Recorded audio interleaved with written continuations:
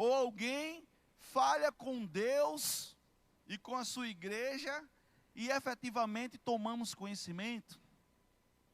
E aí, do ponto de vista doutrinário, de ensino, de estrutura bíblica, como o povo de Deus deve se portar?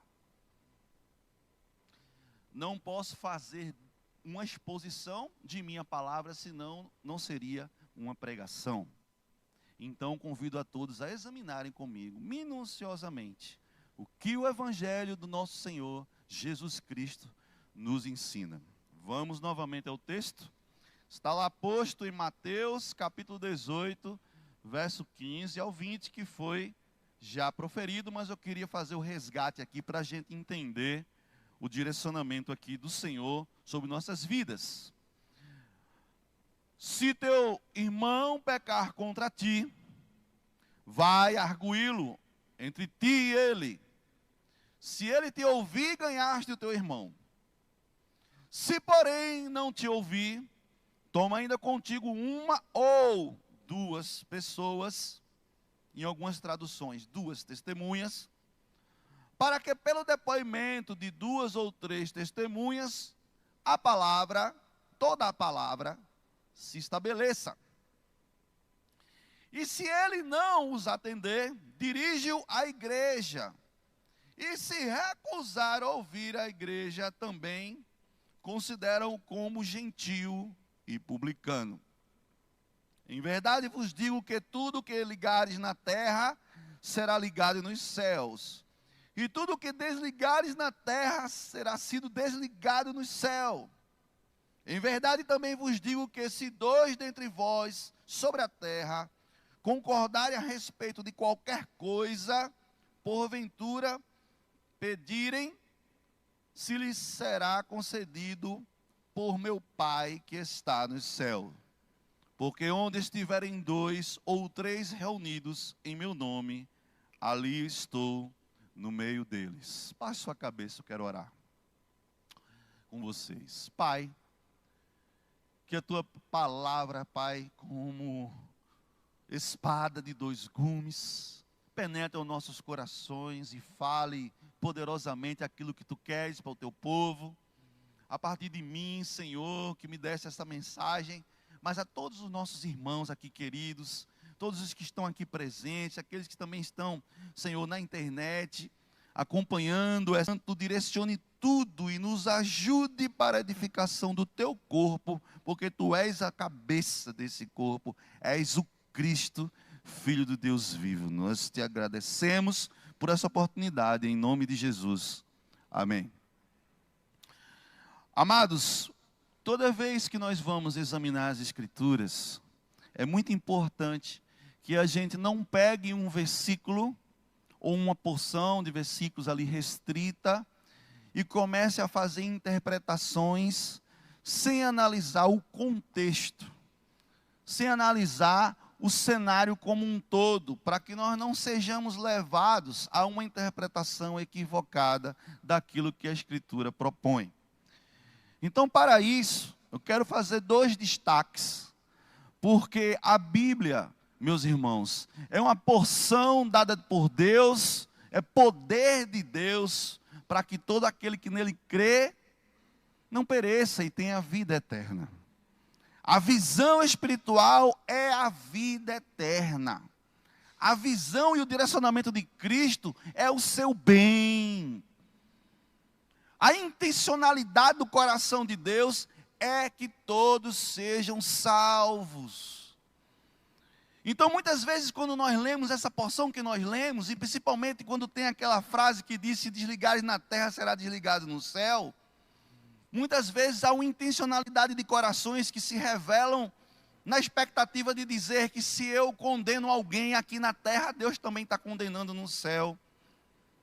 Se eu desligo alguém da igreja, possivelmente Deus vai virar o rosto para essa pessoa, ou coisas parecidas do gênero. No entanto, não é isto que o Evangelho está dizendo, porque a intencionalidade, o propósito, a missão de Cristo é resgatar as ovelhas perdidas.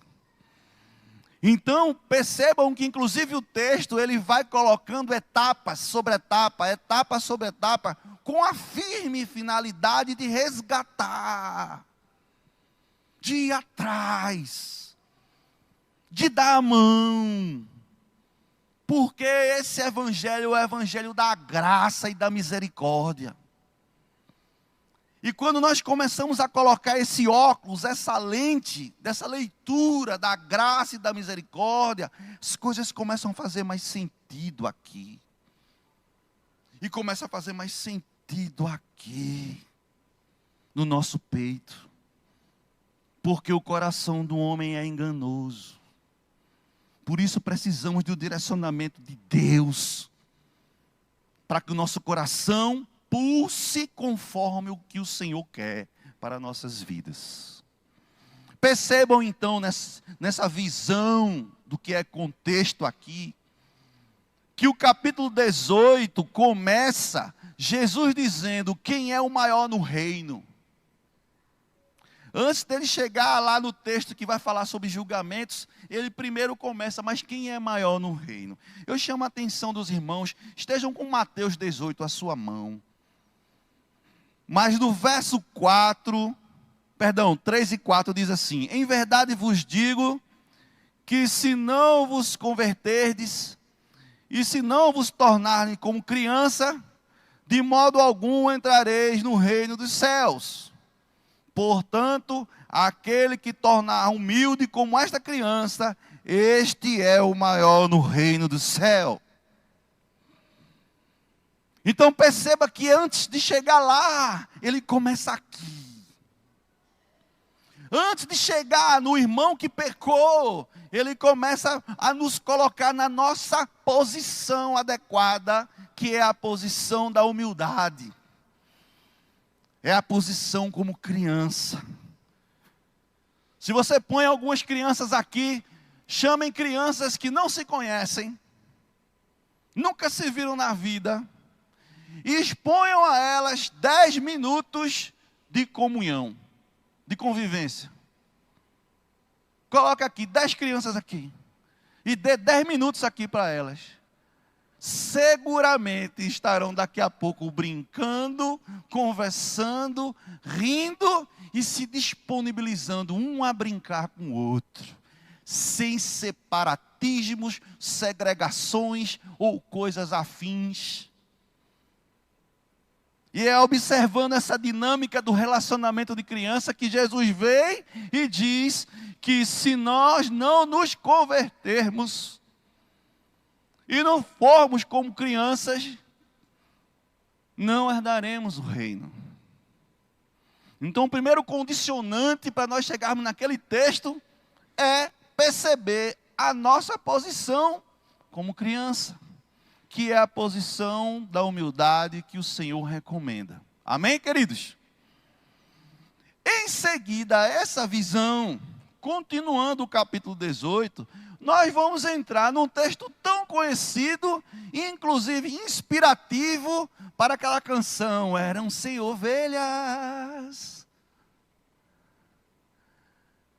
O texto aqui em seguida, do verso 11 ao verso 14, que antecede o texto de hoje, vai falar assim: o Filho do Homem veio para salvar o que está perdido. Que vos parece se um homem tiver 100 ovelhas e uma delas se perder, não deixará ele as 99 nos montes e irá buscar a que se perdeu?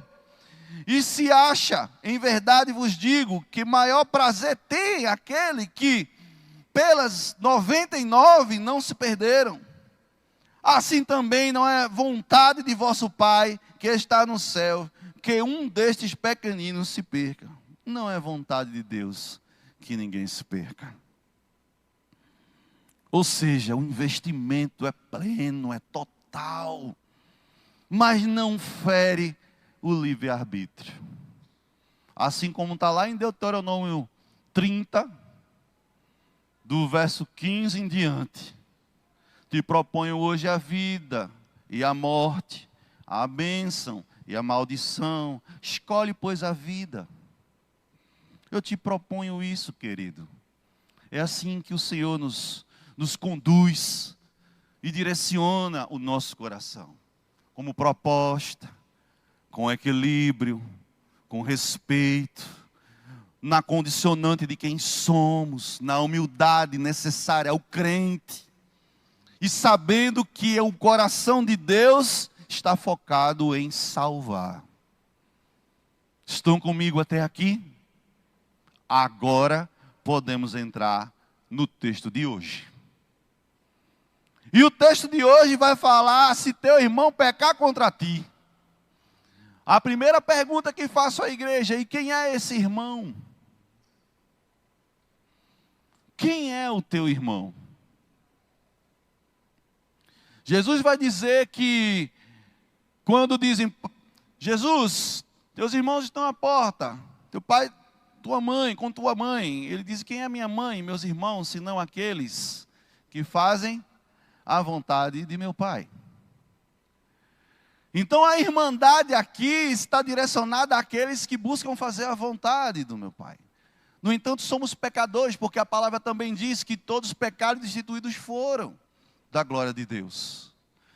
Pastor, e o que tem a ver com isso? Tem a ver que quando você tem que ter a visão de quem é o teu irmão.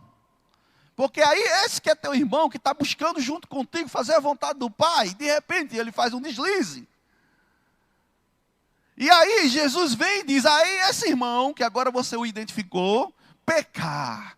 E pecar aqui é errar o alvo, a amatia, em grego. É quando erramos o alvo. E errar o alvo significa dizer não estar alinhado com o propósito, não atender o objetivo de Deus, não se portar como Deus assim deseja. E daí ele deixa o seu santo evangelho para nós termos o nosso manual de vida. Então, quando eu olho para um irmão e esse irmão não faz aquilo que Deus propõe ao seu coração, assim como Deus está propondo para nós nesta manhã, que nós devemos amar, perdoar, nós devemos ter um coração humilde, entendendo que Deus tem afinidade pelo amor, porque Ele é a própria essência do amor, porque a Bíblia diz que Deus é amor. Então aí nós olhamos para o texto e entendemos que há um irmão que estava caminhando comigo, tinha propósitos de atender a Deus e assim não pecar, e ele peca, ou ela peca, não importa o gênero. O fato é que quando teu irmão pecar contra ti, vai arguí-lo entre ti e ele só. Se ele te ouvir, ganhaste o teu irmão. Então Jesus está dizendo para mim e para você: guarde reservas. Porém não seja omisso. Porque ele disse: se teu irmão pecar, vai. É uma ordenança. Como o ide e pregar o evangelho. Se teu irmão pecar, então vai. Então quando você não vai, você não está cumprindo. Consequentemente não está atendendo o objetivo, consequentemente está pecando também. Então, nossa responsabilidade individual, aqui o texto está falando de uma responsabilidade individual do crente.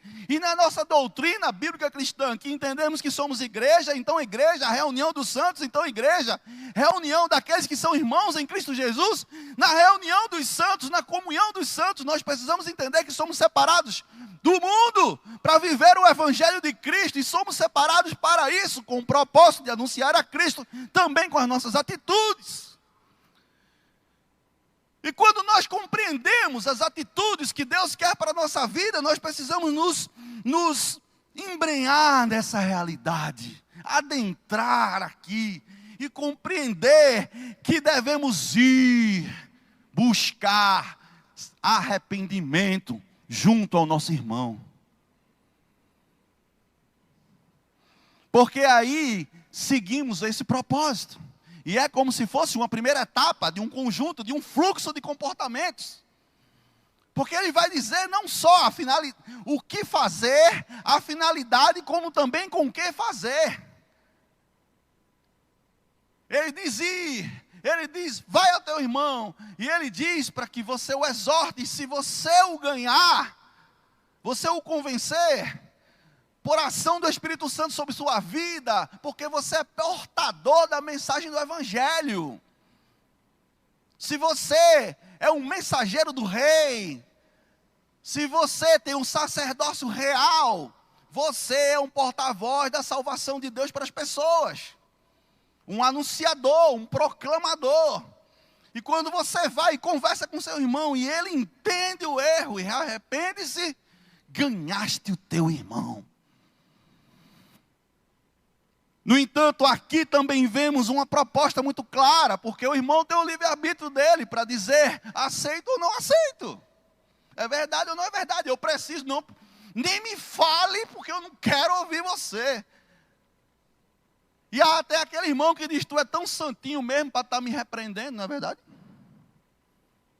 Começa a jogar para você os seus erros. Você foi lá tentar resgatar, mas no coração de pedra vai jogar pedra em você e vai dizer, quem é tu para me julgar? E muitas vezes nós pessoas se imbuem dessa postura.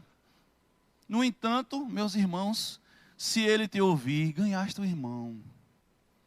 Com serenidade, com amor, com Cristo, direcionando o seu ir. Mas se porém não te ouvir, toma ainda contigo 1 ou 2 pessoas, para que pelo depoimento de 2 ou 3 testemunhas, toda palavra se estabeleça. O que seria toda palavra se estabelecer? A palavra aqui é logos. Como que 2 ou 3 pessoas vão fazer o logos se estabelecer? É a presença de Jesus na conversa.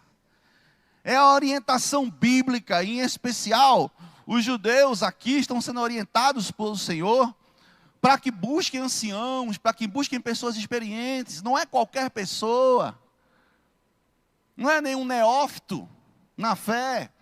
São pessoas experimentadas na fé que nós devemos recrutar para ir numa missão santa. De ir lá fazer o resgate, exortar a compreensão de que o irmão pecou. E ainda assim nós vemos a garantia de Deus sobre um propósito da liberdade dos irmãos. Porque a Bíblia continua dizendo, e se ele não os atender, agora é no plural.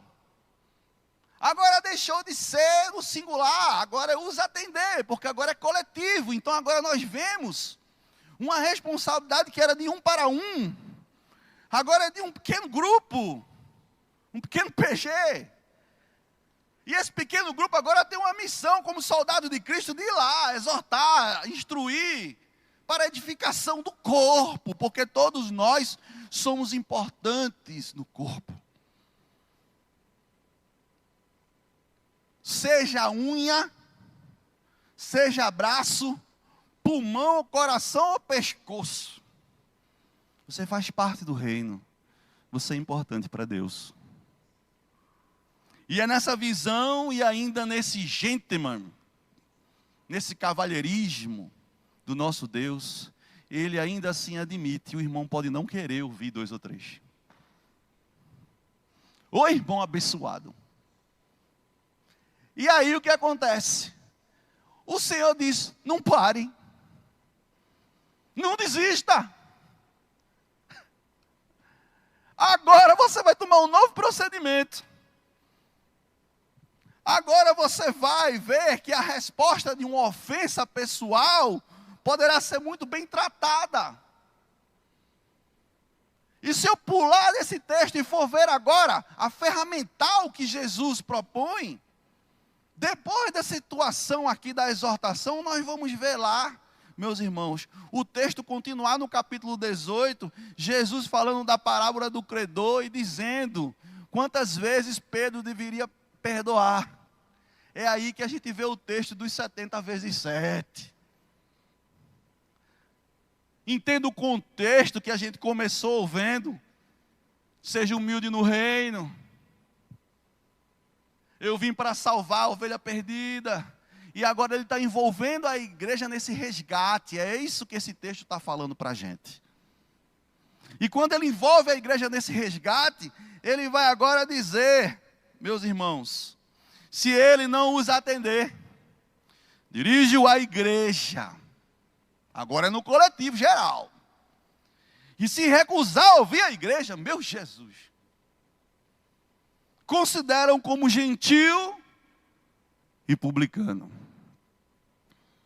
Deixa eu explicar para você o que seria considerar alguém um gentil ou publicano. Meus irmãos, quando a mensagem messiânica do Evangelho foi tratada ao longo de todo o Antigo Testamento, anunciando, apontando para a vida do Mestre, toda essa mensagem era contextualizada para o povo judeu, antigamente hebreu, povo israelita, e que nós costumeiramente chamamos de judeus, porque foi a nação, o grupo familiar que prevaleceu. Todos os outros foram dizimados, se perderam a sua identidade, mas os de Judá não. Até porque Judá tu és como o leãozinho. E o leão da tribo de Judá é o ícone de governo sobre essa tribo. Então os judeus hoje são referenciados como judeus, mas na realidade é todo o povo de Israel que sobrou de tanto sofrimento. E na verdade todo esse povo de Israel são lá os hebreus que foram presos no Egito. Precisamos lembrar essa cadência.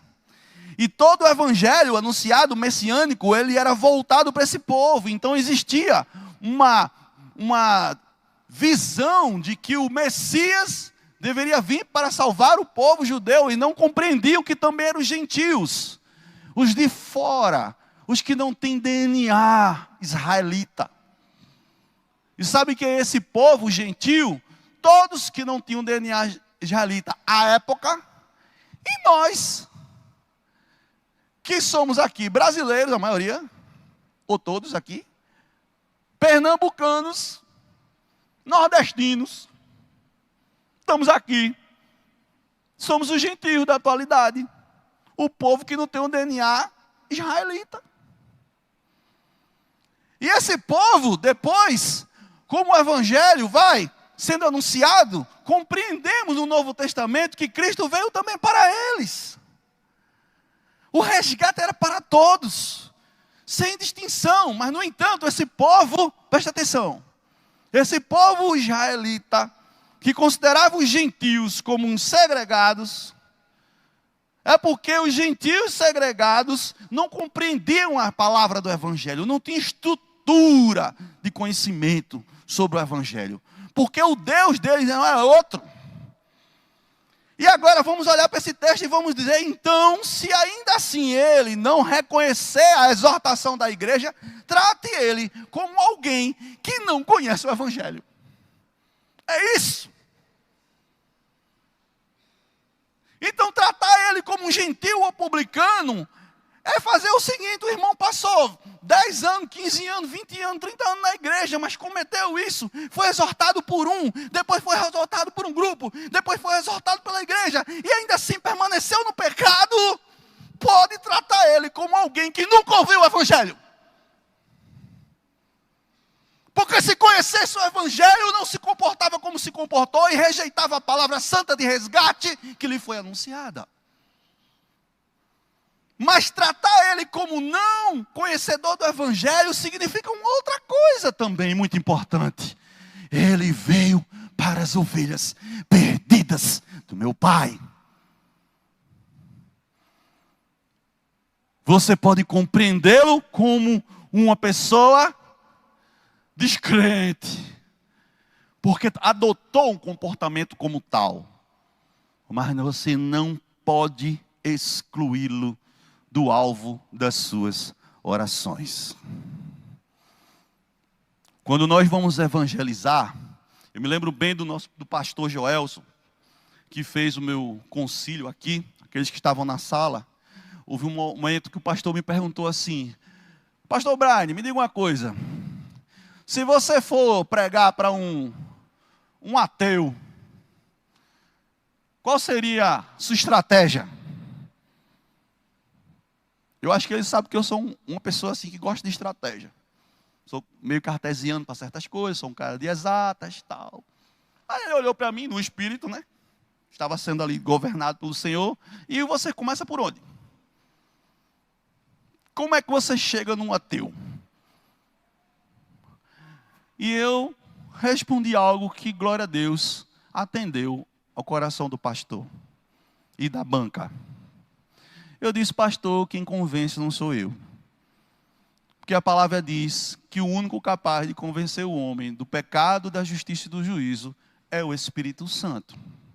Então eu preciso que o Espírito Santo vá primeiro. Eu preciso orar para o Senhor viabilizar a situação, o momento, a estratégia, as palavras da minha boca e a minha presença diante desse irmão que rejeita Cristo, sirva para ele como um abraço de Deus em sua vida. Essa é a estratégia, pastor. E ele respondeu bem, querido. Eu queria fazer eco a essa resposta aqui a você, nessa manhã. Diante de um texto de alguém que peca contra você. Que peca contra o Evangelho. Peca contra a igreja do Senhor. Faz governo sobre si mesmo. Porque se acha tão perfeito que não precisa e nem ninguém tem autoridade de exortá-lo. Tamanho é a sua posição de arrogância. Continuando, queridos, indo agora mais para o final da mensagem. Continua o texto dizendo assim. Consideram como gentil e publicano. A gente vai para o verso 18 agora. Em verdade vos digo que tudo que ligares na terra será ligado no céu, e tudo que desligares na terra terá sido desligado no céu. Em verdade também vos digo que se dois dentre vós sobre a terra concordarem a respeito de qualquer coisa que porventura pedirem, ser-lhes-á concedido por meu Pai que está no céu. É esse o texto delicado. É esse o texto que vai fazer cabeças pensarem. Eu tenho a autoridade de Cristo para condenar. Esse é o texto que muitas vezes faz-se uma hermenêutica equivocada sobre ele, uma interpretação equivocada sobre ele, e dizem se eu posso lançar alguém, inclusive, no inferno. Basta ter uma reunião coletiva e declarar isso de forma colegiada. Em grupo. Mas não é isso que o texto está dizendo. Meus irmãos, eu confesso a vocês que fui buscar o Senhor, então que direção é? Senhor, como assim desligar? Por que a influência que há da terra, o povo de Deus aqui na terra, e um comportamento aqui, vamos dizer assim, nesse plano, vai interferir na eternidade? Deus, como assim? E fui buscar livros, autores, teólogos, que fazem comentários bíblicos a esse respeito. E encontrei algumas orientações que quero compartilhar com os irmãos. A primeira delas, querido, é que torna-se uma responsabilidade da congregação, de forma colegiada, tratar os seus assuntos disciplinares. Não é à toa que na nossa doutrina existe uma coisa chamada disciplina. O irmão foi disciplinado. Já ouviu essa palavra? O irmão está em disciplina.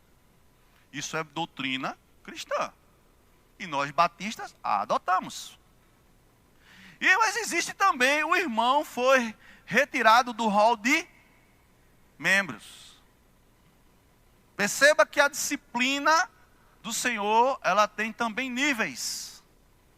E começa com o nível da exortação e vai até o último nível, que é o da disciplina, inclusive exclusão. Há um termo técnico para isso, ostracismo. Ostracismo é o afastamento imposto ou voluntário. A pessoa também pode dizer, eu vou. Não precisa vocês definir isso para mim. É o afastamento imposto ou voluntário de um indivíduo do meio social ou da participação em atividades que antes eram habituais. E no meio religioso é o afastamento dele do rol de membros, por exemplo. Tá? Inclusive no dicionário Aurélio, se você procurar. Não necessariamente na nossa doutrina. É uma expressão com sua significância pública. Não precisa estar no meio evangélico para compreendê-la. No entanto, esse autor, R.N. Champlin, que eu costumo bastante referenciar a ele, ele diz que, na verdade, irmãos, o de ligar e o desligar, cabe aqui um contexto de julgamento, de exortação e de alguém que já exauriu todas as possibilidades. Mas o alvo aqui é o pecado do irmão e não a condenação do irmão. Então o texto não está se referenciando a algo que nós podemos, sem querer, extrapolar o seu entendimento. Por uma coisa muito simples. Não há concordância bíblica em nenhum outro lugar que um crente pode condenar outro. Por isso nós não podemos ter devaneios intelectuais e achar que o desligar da terra, desligar do céu, é condenar ao inferno alguém. Nós não temos essa autoridade. Mas eu vou dizer a você quem tem essa autoridade. Aquele que diz, toda autoridade me foi dada no céu para perdoar pecados. Então a autoridade não é da igreja, a autoridade é de Cristo. Ele é que é o justo juiz. Ele é que nele não foi encontrado dolo algum, ou seja, pecado algum. Ele é 3 vezes santo e perfeito. E essa autoridade do julgamento está especificamente sobre a cabeça do corpo e não sobre partes do corpo. Porque quem comanda o corpo é o cérebro. Quem comanda as atitudes e tem a cognição, o conhecimento, o psique da igreja é Cristo. E ele deixa para nós em sua palavra claramente que se a autoridade toda é dele, no que tange a salvação e arrependimento depende de Cristo, não depende da igreja. Porém a igreja depende sim. A sua responsabilidade como crente, como eclésia, como povo separado, povo que anda junto, de se interessar pelo seu irmão, de investir nele, de exortar ele e ir até as últimas consequências. No entanto, por uma questão inclusive de equilíbrio e de saúde do meio do povo de Deus, doutrinariamente, nós podemos chegar à exclusão do rol de membros. Por uma questão voluntária, ou por uma questão decisória. Alguém no mundo pode olhar para a gente, ou até ouvir essa minha pregação, e dizer, está vendo? Igreja condena as pessoas, segrega as pessoas, deveria amar as pessoas. Deixa eu dizer uma coisa para vocês, a própria sociedade estabelece regras. E a própria sociedade tem sua constituição. A própria sociedade estabelece limites. Tanto que se a pessoa fizer determinadas coisas que transgredirem certas leis, elas podem inclusive serem presas. E isso não é segregar não, meu filho. Isso não é separar por um bem maior. Porque o termo, inclusive irmãos que trabalham nessa área, o termo é ressocialização. O termo adequado. A pessoa está sendo removida de um convívio social livre, para que ela seja tratada, trabalhada, reconheça o seu erro e seja ressocializada. Então, mesmo essa segregação, ela tem um propósito de recomunhão. E a Bíblia ensina a mesma coisa.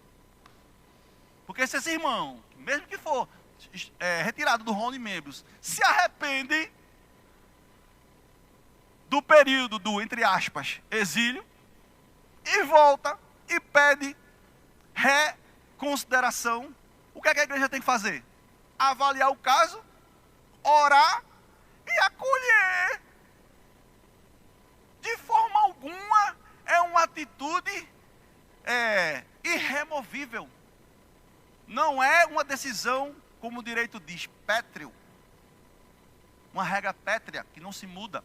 Segregou, uma vez segregado, nunca mais voltará. Não é assim que funciona, meus irmãos. Porque eram 100 ovelhas.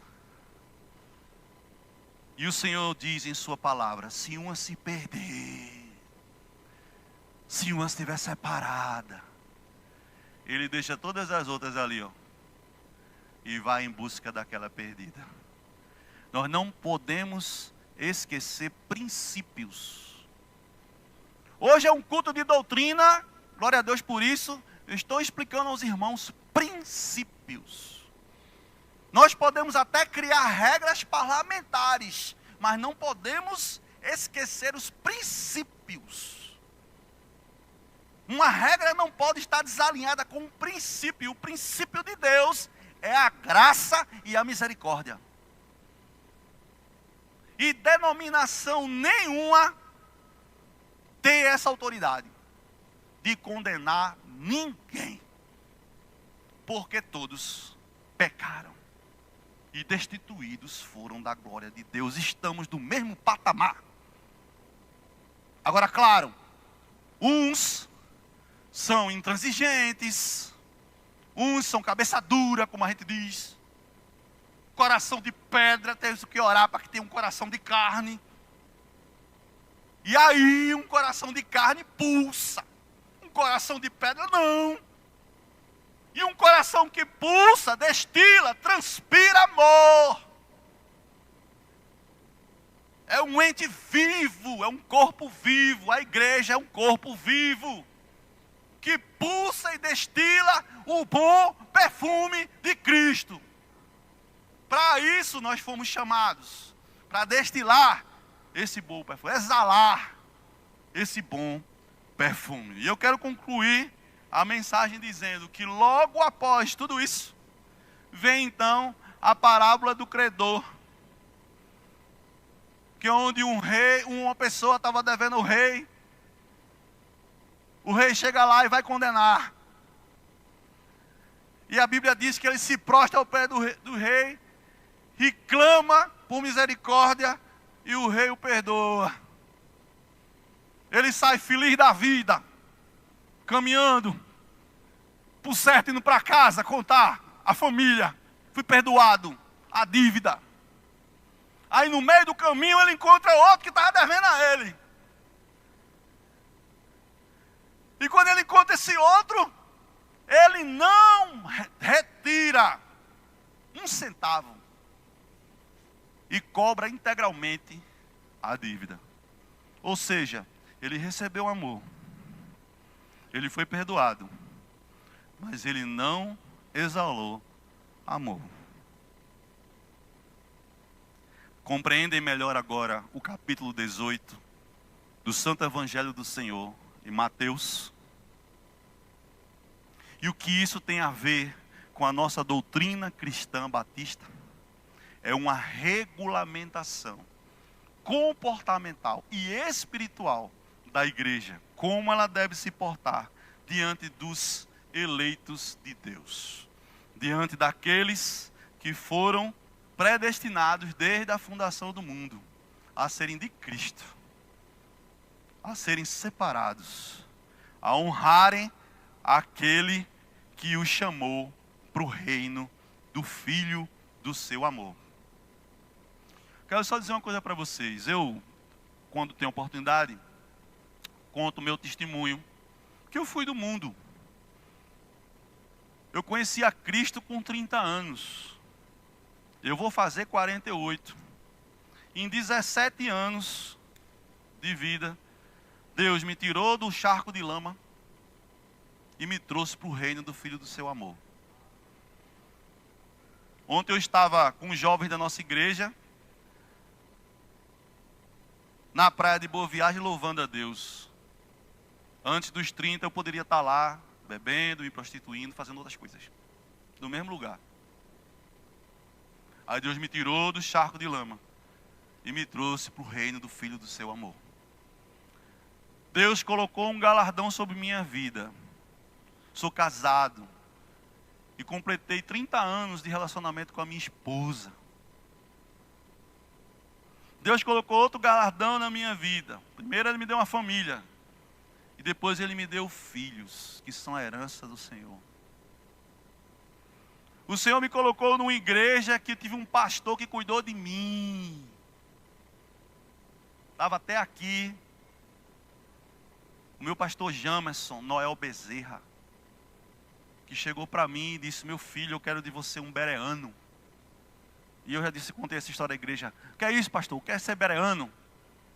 Está lá em Atos dos Apóstolos, capítulo 17. Que Paulo chega na cidade de Berea e se surpreende, porque quando ele prega, o povo vai conferir o que foi que ele pregou, para ver se não está em desacordo com as escrituras então conhecidas. Então meu pastor estava dizendo para mim: estude o evangelho. Não só me escute, mas confira, para que veja que a palavra de Deus se integralmente seja compreendida pela tua alma. E o Espírito Santo vai falar ainda mais coisas do que você ouviu pregar. Era assim que eu fui treinado. E o Senhor me deu a oportunidade de ser enviado a um seminário. E o Senhor me deu a oportunidade de ser consagrado ao pastoreio. E eu preciso dizer, eu era um desses. Descrentes, insolente, rebelde, inimigo de Cristo. Defamador da igreja do Senhor. Crítico. E por aí vai. Eu me lembro na minha adolescência, quando eu via um jovem que andava comigo, dizendo assim: eu vou para a igreja. Eu dizia: pai, que bestão. Perdendo a vida dele nesse negócio de igreja. Eu dizia isso dos crentes. E hoje eu estou aqui, pregando o evangelho da reconciliação. Não quero dizer que sou nenhum expoente não, viu? Pelo amor de Deus. Mas eu preciso dizer que a graça do Senhor me alcançou. E da mesma forma que eu não compreendi essas verdades, as pessoas que não compreendem, estão na rua, merecem conhecê-la. E as pessoas que estão dentro da igreja e se enveredam por caminhos equivocados, também merecem conhecer a esse Cristo. E eu e você temos esse papel salvador, de ser canal de bênção sobre essa vida. Ok? Pastor Adair, você poderia orar nesse final? Ore para consolidação aqui dessa mensagem. Senhor, nós te agradecemos, ó Pai, por esta manhã, por esta mensagem que fala muito aos nossos corações, como igreja unida, Senhor, pelo Teu Evangelho, em busca, Senhor, sempre daqueles que se afastam com Tua palavra, com Teu amor e união, trazendo o Teu convívio, Senhor, que esse é o Teu desejo, buscar aqueles que estão perdidos, aqueles que se afastaram e também, Senhor, através da Tua palavra, chegar ao coração daqueles que ainda não Te conhecem. E assim a Tua igreja vai crescendo na graça e no Teu amor, Pai. Obrigado pela vida do nosso pastor Brainer, que tem trazido palavras, Senhor, de doutrina, de exortação à nossa igreja. Ser com ele e com a sua família. É a nossa oração em nome de Jesus. Amém. Amém. Deus abençoe.